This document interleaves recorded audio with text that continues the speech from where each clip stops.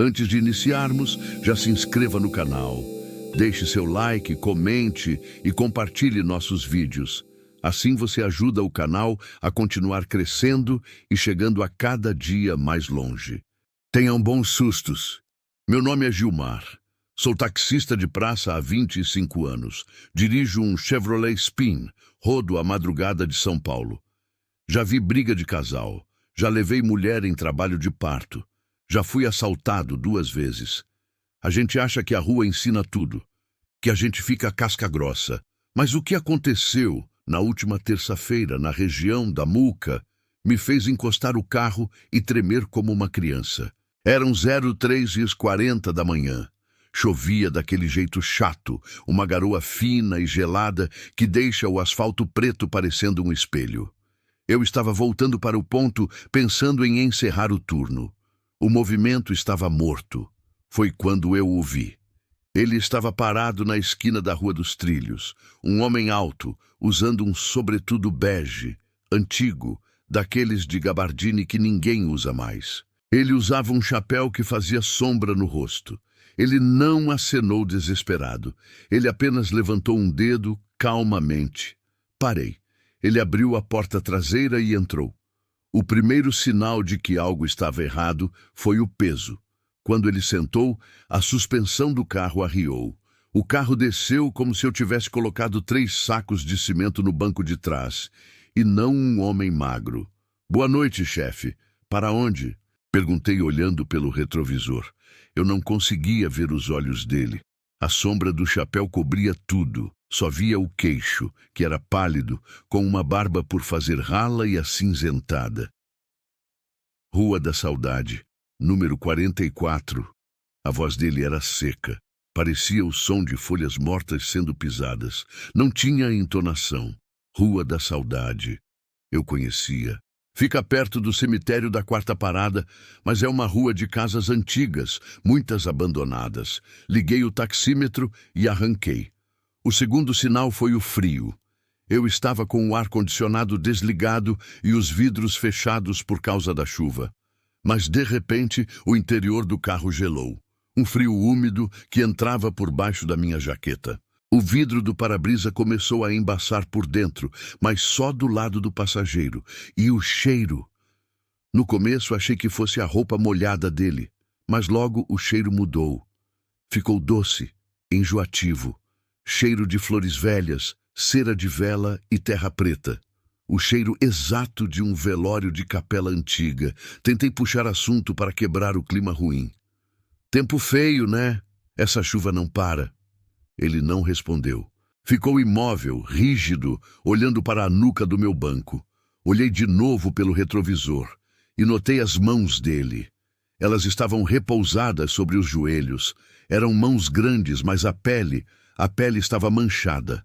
Manchas roxas e esverdeadas. E as unhas eram escuras, como se ele tivesse cavado terra com as próprias mãos. "O senhor está bem?" Perguntei preocupado. Apenas dirija", ele sussurrou. Continuei dirigindo. O trajeto durou uns 15 minutos. O carro parecia pesado. O motor roncava mais alto para puxar aquele peso inexplicável. Chegamos na Rua da Saudade. A rua estava deserta, escura, com as luzes dos postes piscando. "É aqui?" perguntei, diminuindo a velocidade. "No final, o portão de ferro." Fui até o final da rua. Era um beco sem saída. Havia um casarão antigo, em ruínas. O telhado tinha caído, as paredes estavam pretas de fuligem. Parecia ter pegado fogo há anos. O mato crescia alto no portão enferrujado. Parei o carro. "Deu R$ 35, chefe", eu disse, virando-me para trás para cobrar, esperando que ele reclamasse do lugar. O banco de trás estava vazio. Eu pisquei. Olhei para as travas das portas. Estavam baixadas. Eu não ouvi a porta abrir. O barulho da chuva lá fora era constante. "Ei!" chamei, achando que ele tinha se abaixado para pegar algo no chão. Acendi a luz interna. Não tinha ninguém. Mas o banco, o estofamento do banco traseiro, onde ele estava sentado, estava encharcado. Uma poça de água escura, barrenta, que escorria para o tapete. E no meio da poça havia algo. Eu estiquei a mão tremendo e peguei. Era um pedaço de tecido, seda branca, queimada nas bordas. Parecia o forro de um caixão, e embaixo do tecido havia uma moeda. Não uma moeda de real, uma moeda antiga, pesada, de cruzeiro, datada de 1974. Eu senti um arrepio subir pela minha espinha, que fez meu couro cabeludo doer. Saí do carro. A chuva me molhava, mas eu não ligava. Corri até o portão do casarão queimado. "Tem alguém aí?" gritei. O silêncio foi a única resposta. Voltei para o carro. Entrei e travei tudo. Arranquei dali cantando pneu. No dia seguinte fui pesquisar. Perguntei para os taxistas mais velhos no ponto da Muca. Um senhor, o seu Mário, ficou pálido quando contei. "Rua da Saudade, número 44? Casarão queimado?" "É. Em 1974, ele disse baixinho. "Um homem matou a família e botou fogo na casa. Ele se vestiu com o melhor terno, pegou um táxi até a delegacia para se entregar, mas teve um infarto no banco de trás e morreu antes de chegar. Dizem que, em noites de chuva, ele pega o táxi de volta para casa. Ele acha que ainda tem que chegar lá antes do fogo apagar. Eu vendi aquele carro. Não consegui tirar o cheiro de terra e flores do estofamento. Mandei lavar, higienizar, troquei o banco. O cheiro voltava. E agora, quando chove de madrugada e eu vejo alguém de sobretudo parado numa esquina escura, eu desligo o letreiro de livre e passo direto. Porque eu sei que tem passageiro que não paga com dinheiro. Paga com o peso da morte. E a minha suspensão não aguenta mais." Meu nome é Almeida. Tenho 52 anos, 30 deles gastos atrás de um volante. Sou taxista das antigas, da época em que a gente conhecia a cidade de cabeça sem GPS.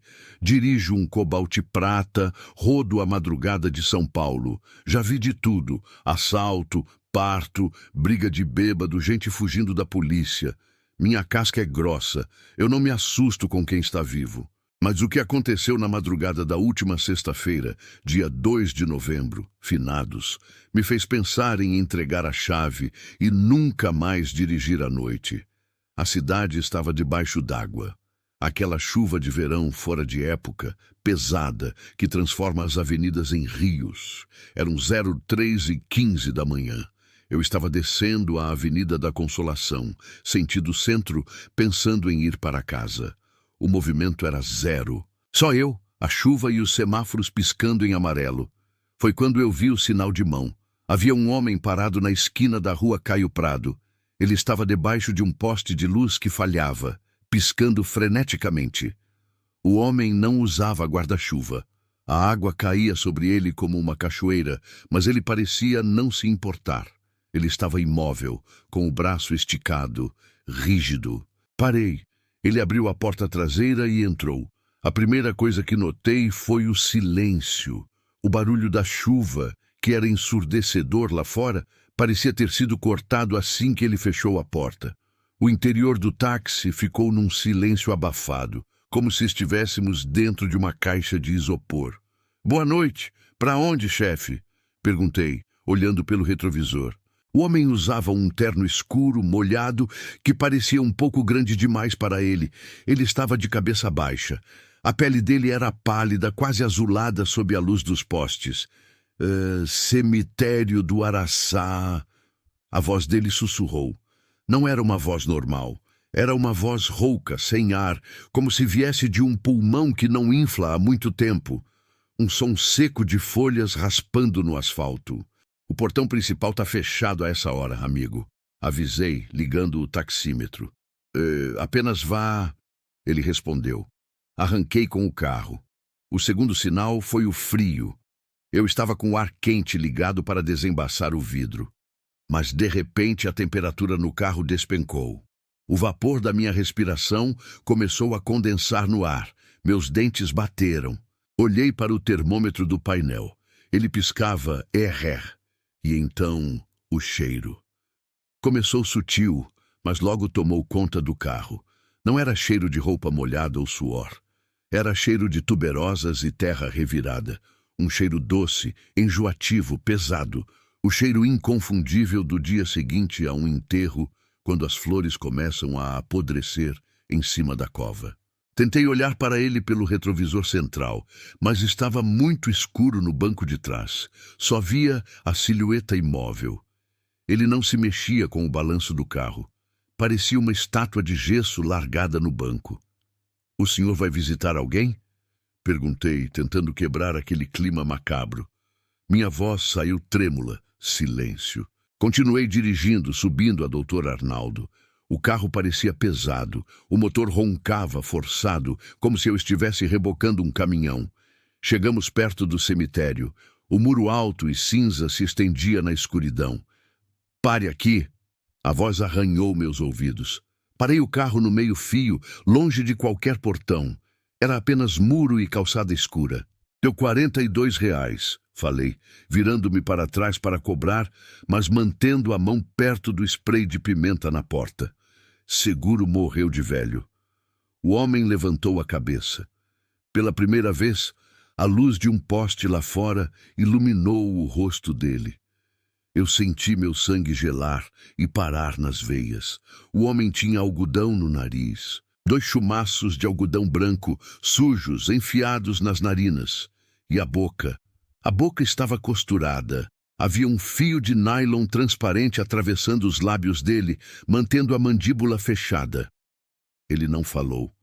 Ele não podia falar. A voz que eu ouvi antes tinha vindo da mente dele, não da garganta. Ele estendeu a mão para me pagar. A mão estava cinza, com manchas roxas de livor-mortis. Ele colocou uma nota na minha mão. O toque dele foi como encostar em gelo seco, queimou minha pele. Eu queria gritar, queria abrir a porta e correr, mas estava paralisado pelo terror. Ele abriu a porta do táxi e saiu. Eu olhei. Ele não caminhou. Ele se moveu de forma rígida, mancando em direção ao muro sólido do cemitério. Ele não pulou o muro. Ele atravessou. Como fumaça passando por uma peneira, o corpo dele se desfez em névoa cinza e passou pelos tijolos, sumindo lá dentro. Eu fiquei sozinho no carro, tremendo, chorando feito criança. Olhei para a minha mão, para o dinheiro que ele tinha me dado. Não era uma nota de real. Era um pedaço de papel, um recorte de jornal, amarelado e úmido. Acendi a luz interna para ler. Era um obituário. A foto era dele, do homem de terno. Falecimento Rogério S. 02/11/1998. Enterrado no cemitério do Araçá. Saudade eterna da família. E junto com o papel, na palma da minha mão, havia algo mais. Terra. Um punhado de terra preta, úmida, cheia de raízes pequenas, e no meio da terra, um único dente humano, com a raiz suja de sangue seco. Eu joguei aquilo pela janela, limpei a mão na calça desesperado, quase arrancando a pele de tanto esfregar. Fui para casa. Tomei 3 banhos quentes. O cheiro de flores podres não saía do meu nariz. Vendi o táxi na semana seguinte. Não conseguia mais olhar para o banco de trás sem ver a mancha de umidade que ficou lá no formato de uma pessoa sentada. Uma mancha que nunca secou.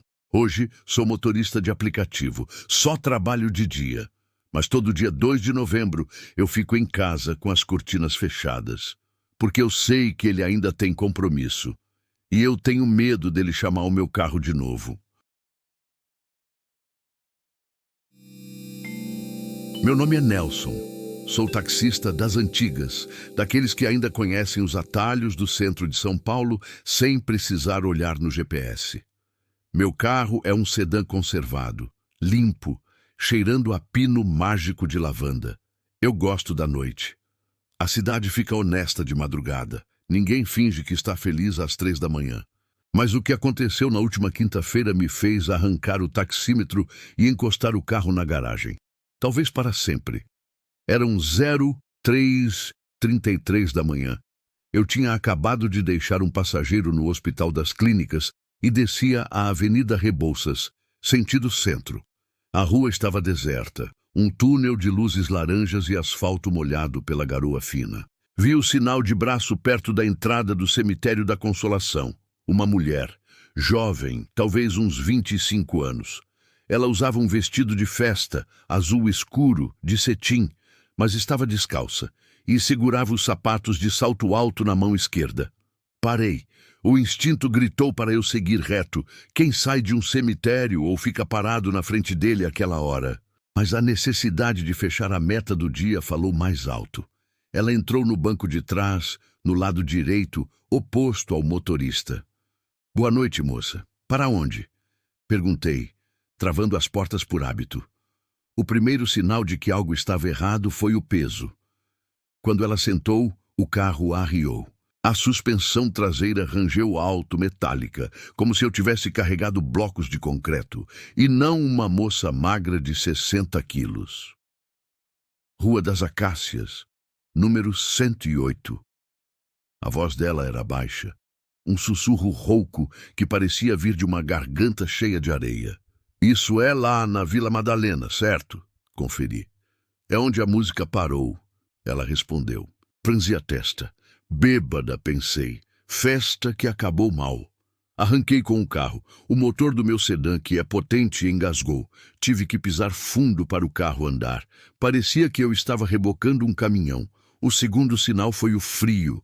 Eu não liguei o ar-condicionado, mas o interior do carro congelou. O vapor da minha respiração começou a sair branco. O vidro do para-brisa embaçou instantaneamente, mas não era embaçado normal. O vidro ficou branco de geada. Tive que ligar o limpador e o desembaçador no máximo. E então, o cheiro. Não era cheiro de álcool, não era vômito, era cheiro de fumaça. Fumaça de plástico queimado e cabelo chamuscado. Aquele cheiro químico e acre que gruda na roupa depois de um incêndio. Olhei pelo retrovisor interno. A mulher estava sentada, rígida. Ela olhava para a frente, para a minha nuca. A luz dos postes passava pelo rosto dela. Ela era bonita, mas a pele do pescoço estava vermelha, irritada, cheia de bolhas d'água, como queimadura de 2º grau. A senhora se machucou? Quer ir para o hospital? Perguntei, preocupado, achando que ela tinha fugido de algum acidente. O fogo já apagou, Nelson, ela disse. Eu gelei. Meu nome não está escrito em lugar nenhum visível para o passageiro. Meu crachá estava virado no painel. Como você sabe meu nome? Ela não respondeu. Ela começou a cantarolar. Uma melodia baixa, infantil. Uma canção de ninar, Nana Neném, que a Cuca vem pegar. Mas a voz dela, a voz estava mudando. A cada verso, a voz ficava mais grave, mais distorcida, como uma fita cassete derretendo. Olhei para o retrovisor de novo. Os olhos dela. Ela não estava mais olhando para a minha nuca. Ela estava olhando para o espelho. Olhando nos meus olhos. As pupilas dela eram verticais, como as de um gato, e a parte branca do olho estava amarela, icterícia pura. E ela sorriu. O sorriso foi se abrindo, rasgando a pele das bochechas, revelando dentes pretos, carbonizados. Fumaça cinza começou a sair da boca dela enquanto ela cantava. O carro morreu. No meio da rua escura, o motor apagou. A direção travou. As luzes do painel piscaram e apagaram. Escuridão total dentro do carro. Só o som da chuva lá fora e a respiração chiada dela atrás de mim. Nelson, ela sussurrou bem atrás da minha orelha. Senti o calor insuportável do hálito dela. Por que você não olhou para trás naquele dia? Minha mente deu um estalo. Há 10 anos, eu bati o carro. Um acidente feio. O carro pegou fogo. Eu saí. A passageira, eu não consegui tirar a passageira. O cinto travou. Eu corri antes do tanque explodir. Eu nunca olhei para trás. Eu só ouvi os gritos. Eu comecei a chorar, tremendo, segurando o volante inútil. Me perdoa. Eu tentei. Solucei. Senti a mão dela no meu ombro. A mão estava pegando fogo. Não fogo de verdade, mas a dor. A dor foi de carne sendo cauterizada. Eu gritei. A corrida acabou, Nelson. Ela disse. A porta traseira se abriu. O som da chuva entrou. A luz do poste acendeu lá fora. Eu me virei, segurando o ombro queimando. O banco de trás estava vazio, mas o estofamento bege do meu carro estava carbonizado. Havia a marca perfeita de um corpo humano sentado, queimado no tecido, fumegando. O cheiro de carne assada era insuportável. E no chão, no tapete de borracha, onde ela tinha colocado os sapatos, havia um par de sapatos de salto alto, mas eles estavam derretidos. O plástico e o couro fundidos numa massa preta, e dentro de um dos sapatos havia um objeto metálico brilhando. Eu peguei, queimando a ponta dos dedos. Era a fivela do cinto de segurança do meu antigo carro. O carro que explodiu 10 anos atrás. Eu saí do táxi correndo, deixei o carro lá, no meio da avenida. A polícia rebocou. Eu disse que fui assaltado e levaram a chave. Eu nunca mais dirijo. Eu vendi o carro como sucata. Mas a marca no meu ombro, a queimadura em forma de mão, ela não sara. E toda noite, quando eu apago a luz para dormir, eu sinto cheiro de fumaça. E ouço aquela música de ninar, vindo de dentro do meu guarda-roupa.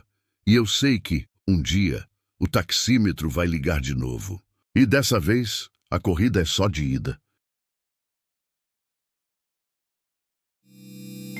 Eu rodo nessa praça há mais de 20 anos. Já vi de tudo. Briga de casal, gente fugindo da polícia, bêbado chorando pitanga e até parto no banco de trás. A gente cria uma casca grossa, sabe? Você aprende a ler o passageiro pelo jeito que ele levanta a mão.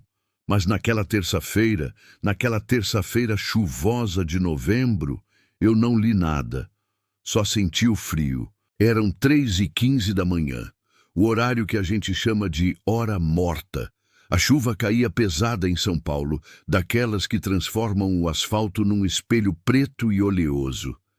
Eu estava descendo a Avenida Doutor Arnaldo, margeando o muro do cemitério do Araçá. Minha intenção era desligar o aplicativo e ir para casa, mas o farol iluminou uma figura na calçada. Era uma mulher. Ela estava parada, imóvel, sem guarda-chuva, com a água escorrendo pelos cabelos longos e escuros. O vestido dela parecia leve demais para aquela tempestade, um tecido claro, quase branco, colado ao corpo pela chuva. Ela não acenou freneticamente como a maioria faz. Ela apenas levantou a mão, num gesto lento e mecânico. Parei. O instinto gritou para eu arrancar com o carro, mas a pena falou mais alto. Destravei a porta. Ela entrou no banco de trás. Imediatamente, o ar dentro do meu Chevrolet Spin mudou. Sabe quando você abre a porta de um freezer industrial? Foi isso. Um frio seco, cortante, que fez o vidro embaçar instantaneamente por dentro. Boa noite, senhora. Para onde vamos? Perguntei, ajustando o retrovisor. Ela não respondeu de imediato. Ficou olhando para a janela onde a chuva batia.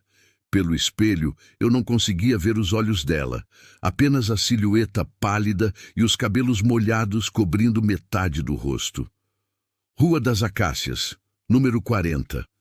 A voz dela soou como se viesse de muito longe, ou como o chiado de um rádio fora de sintonia.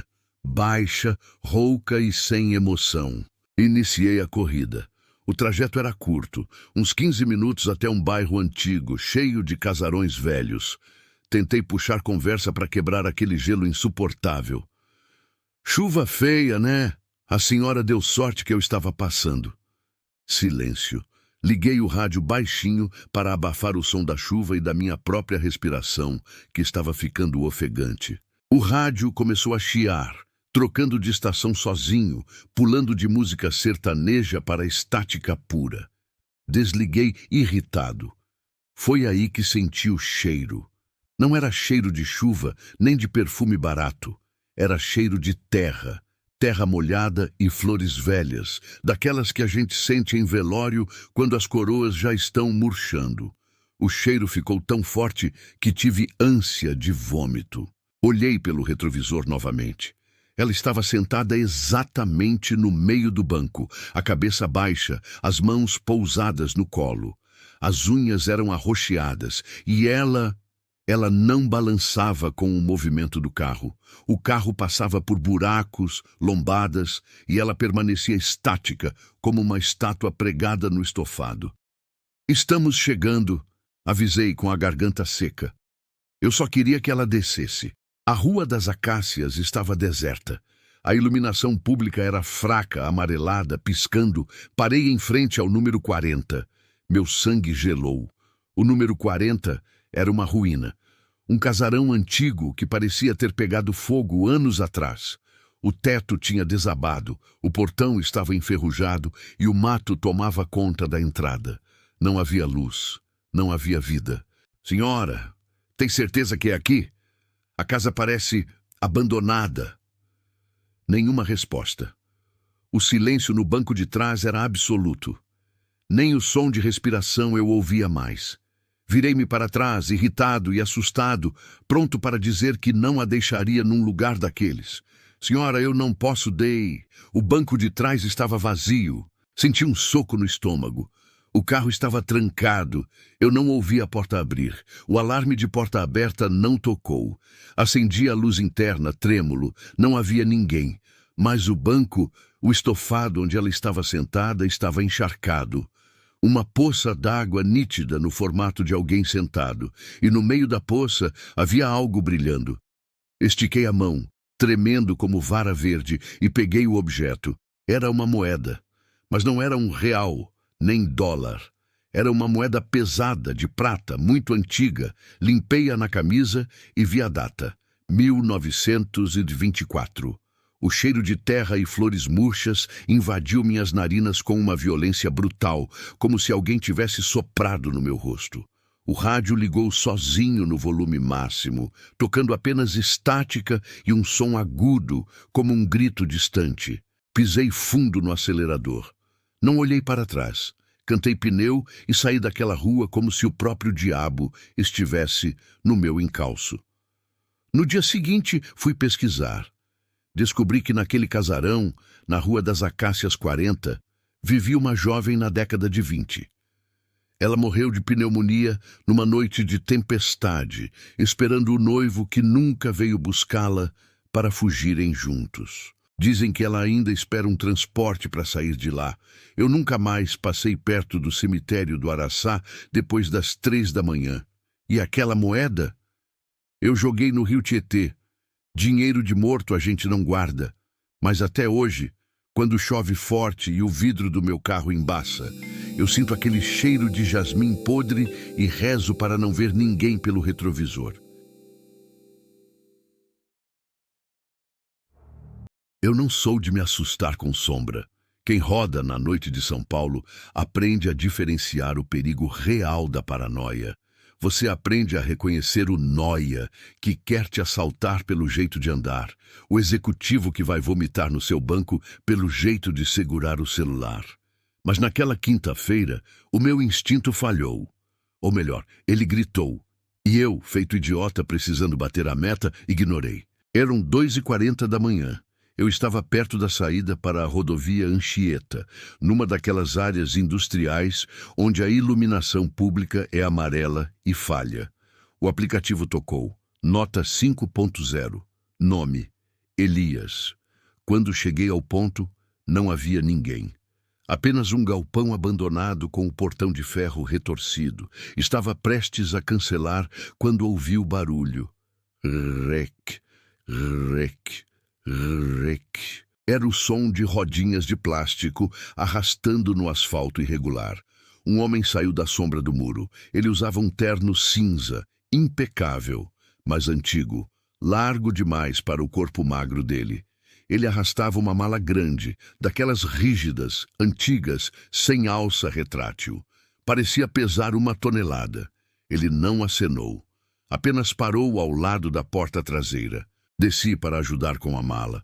Era a regra de ouro. Nunca deixe o passageiro colocar peso no porta-malas sozinho. Eles arranham o para-choque. Deixa que eu pego, chefe, eu disse, estendendo a mão. Quando toquei na alça da mala, minhas mãos quase escorregaram. O couro estava úmido e quente, não quente de ter ficado no sol, mas morno, como se algo gerasse calor lá dentro. E o peso, meu Deus, parecia que estava cheia de chumbo ou de pedras. Coloquei no porta-malas com esforço. O homem entrou no banco de trás sem dizer uma palavra. Para onde vamos? Perguntei, trancando as portas. Final da estrada do Barreiro, depois da represa. A voz dele era pastosa, como se ele tivesse muita saliva na boca. O trajeto era de uns 30 minutos, entrando numa zona de mata. O silêncio no carro era pesado. Tentei ligar o rádio, mas ele falou imediatamente. Desligue, obedeci. Foi aí que o cheiro começou. Não era cheiro de podre. Era algo mais sutil e enjoativo. Cheiro de cobre. Sabe quando você morde a língua e a boca enche de sangue? Aquele gosto metálico impregnou o ar-condicionado. Misturado a isso, havia um cheiro forte de desinfetante hospitalar. Aquele pinho barato que usam para limpar chão de necrotério. Olhei pelo retrovisor. O homem estava sentado, rígido, olhando para a frente. Mas os olhos dele, no reflexo das luzes dos postes, percebi que ele não piscava. As pálpebras dele estavam abertas demais, esticadas, e os olhos lacrimejavam sem parar, escorrendo pelo rosto pálido. De repente passamos por um buraco. O carro sacudiu. Do porta-malas veio um som. Não foi o som seco de uma mala batendo na lataria. Foi um som molhado, um baque surdo e macio. Thump! E logo depois, um gemido. Freiei o carro bruscamente no meio da estrada deserta. Meu coração disparou. O que foi isso? Perguntei, virando para trás. O senhor tem um animal aí atrás?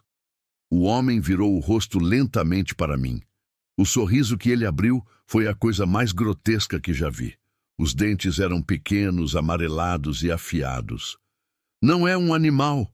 Continue dirigindo. Eu queria sair do carro e correr. Mas estávamos no meio do mato. Se eu corresse, ele me pegaria. Minha única chance era levá-lo ao destino. Voltei a dirigir, minhas mãos suando frio no volante. O cheiro metálico ficou insuportável. Eu sentia o gosto de sangue na minha garganta, e do porta-malas agora vinham sons constantes.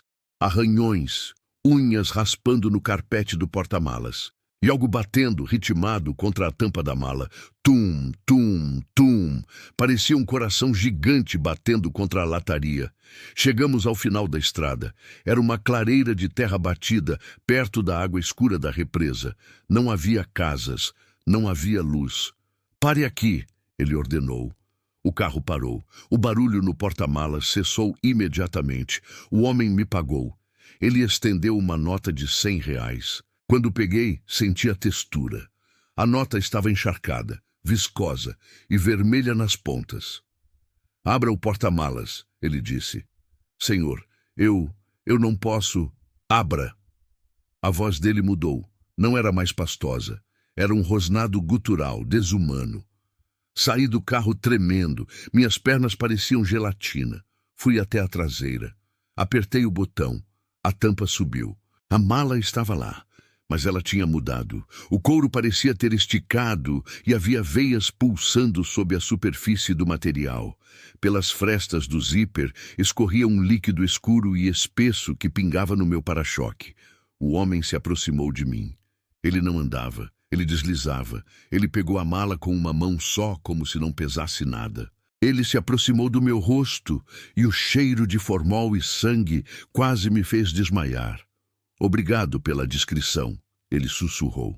Então ele se virou e caminhou em direção à água escura da represa, arrastando a mala.